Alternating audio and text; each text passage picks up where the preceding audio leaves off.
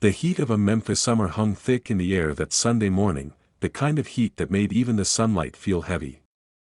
On the quiet streets of Whitehaven, just a few miles from Graceland, the world's most famous man was wide awake before dawn. Elvis Presley, the king of rock and roll, stood by the window of his bedroom, watching the first light pour over the trees, his reflection staring back at him through the glass. His eyes were tired but restless. Fame had given him everything, but that morning, he was searching for something else. Something pure, spontaneous, human. Before you read further, if you love stories that reveal the untold story behind legends like Elvis Presley, make sure you subscribe, like, share, and comment to stay connected. Because this is one of those stories you'll never forget. That July 27th of 1975 began like any other day at Graceland, but it would end in a way no one could have predicted, a moment so spontaneous, so generous, so purely Elvis that it would become one of the most unbelievable tales in music history.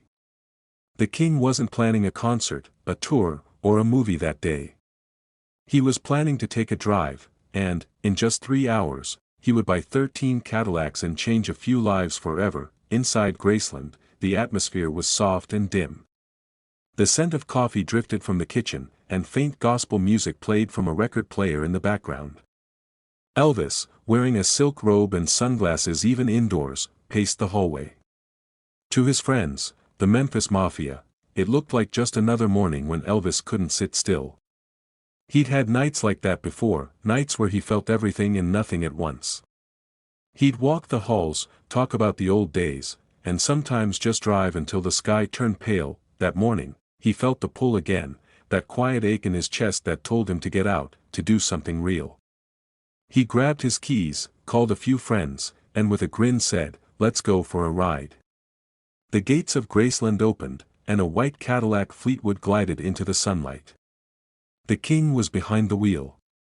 He rolled down the window, let the humid air hit his face, and turned the radio up just loud enough to drown out his thoughts. Memphis was waking up slowly, church bells echoing faintly through the air. Elvis drove aimlessly through the streets he'd known since he was a boy, the diners, the brick buildings, the neighborhoods that held memories of laughter and hunger. His entourage followed behind in a second car, laughing, talking, wondering where he was heading. Then, almost by instinct, he pulled into the parking lot of Madison Cadillac, a dealership he'd visited before. The sunlight reflected off rows of polished chrome and gleaming paint. Blues and reds shimmered like candy. The king of rock and roll parked, stepped out, and adjusted his collar. Heads turned instantly, because when Elvis Presley walked into a place, the air changed. Inside, the salesman froze. The showroom fell silent. One of them, a young man named Melvin, was so nervous he nearly dropped his clipboard. Elvis smiled and said in that soft southern drawl, "Morning, fellas. I'm lookin' to buy a car." But Elvis didn't just buy a car. He bought a Cadillac for himself, and then another for his friend. And when he saw a woman standing outside the dealership, watching through the glass, he called her in. She was a stranger, just an ordinary woman passing by. Elvis looked at her, smiled, and said, "You like Cadillacs, ma'am?" She nodded shyly. He turned to the salesman. "Give her one too." At first, everyone thought he was joking. But Elvis Presley never joked about generosity. Within minutes, he was signing papers for car after car, each one in a different color: blue, red, white, gold, even a soft pink. The dealership buzzed with disbelief. His friends watched in awe as he kept pointing and smiling. "That one for Jerry. That one for Joe. Oh, and get that blue one for Mrs. Brown over there." The scene turned electric, the smell of gasoline and new leather filling the air as the king kept going. 13 Cadillacs in total. 13 lives touched in one afternoon, and the most remarkable part wasn't the money. It was the way he did it, effortlessly, joyfully, as if giving was his way of breathing. For Elvis, this wasn't about showing off. It was about connection. It was about feeling alive. "People give me love every day," he once said, "and sometimes I just want to give it back." That day, He did. Word spread through Memphis like wildfire. Within hours, people were calling the dealership, asking if it was true. Did Elvis really just buy 13 Cadillacs?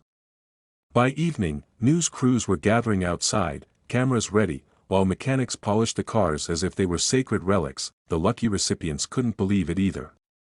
Some cried. Some laughed.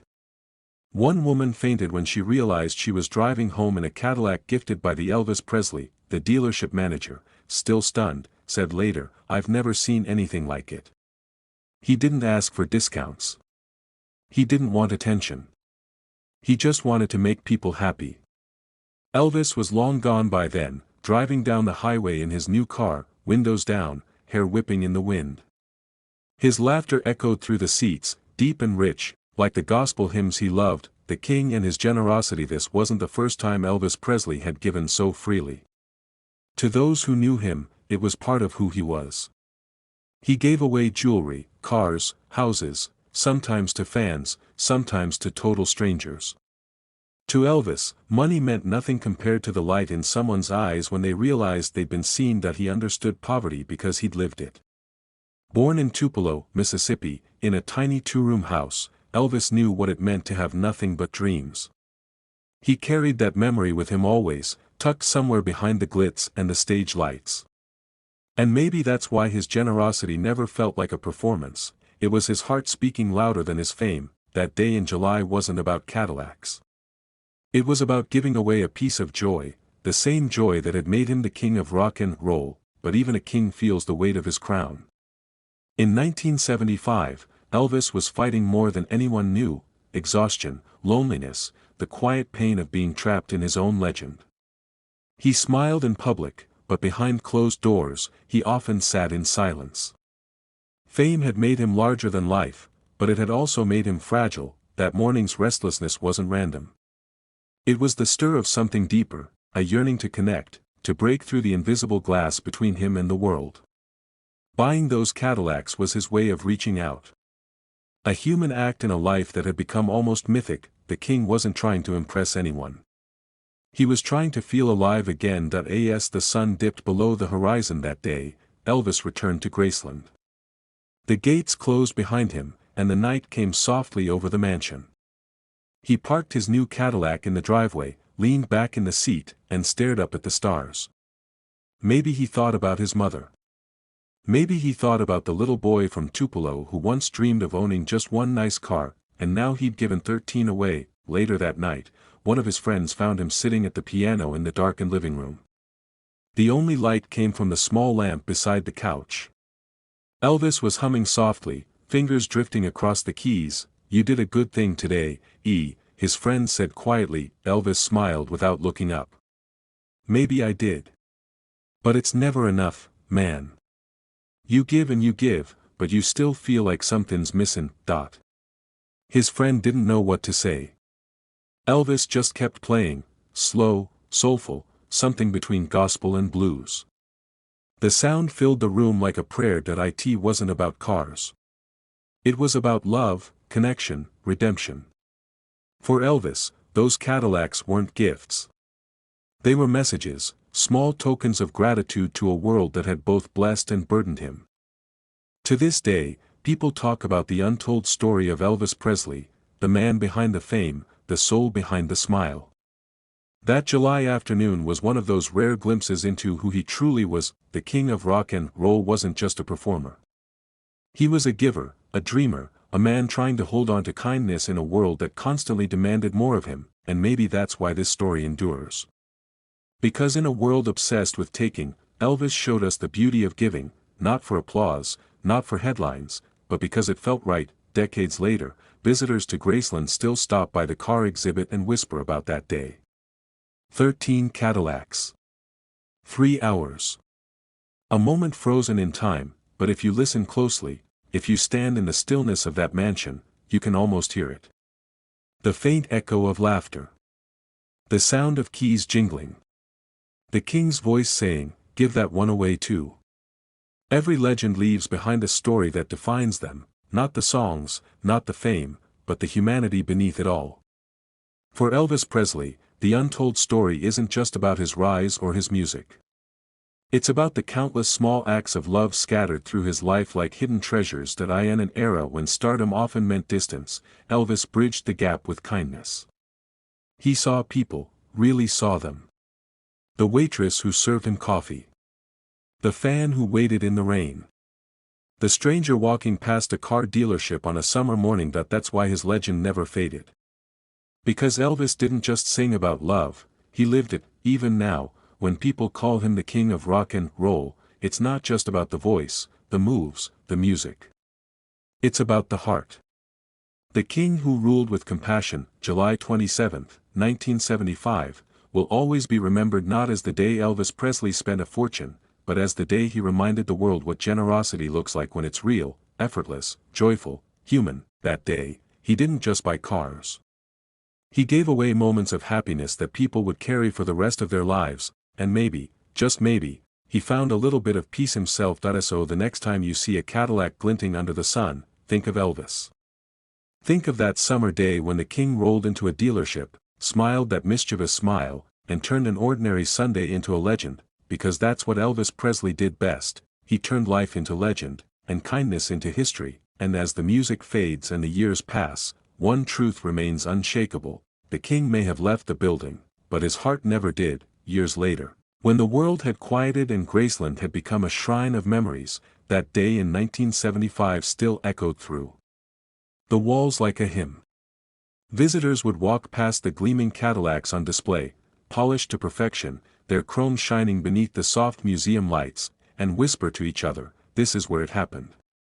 This is where Elvis gave it all away." But the story didn't stop there. Many of the people who received those cars went on to speak about that moment for the rest of their lives. One woman said that every time she started the engine, she felt as if Elvis was right there beside her, smiling, saying, "Go on now, enjoy the ride." For her, that Cadillac wasn't just a car, it was a reminder that kindness could change a life in an instant. Even decades after his passing, the legend of that day remains more than a story, it's a testament. A reminder that beneath the fame, the glitter, and the roar of the crowds, Elvis Presley's truest song was compassion. Some say he gave too much, that he emptied his heart faster than he could fill it. But maybe that's what made him timeless.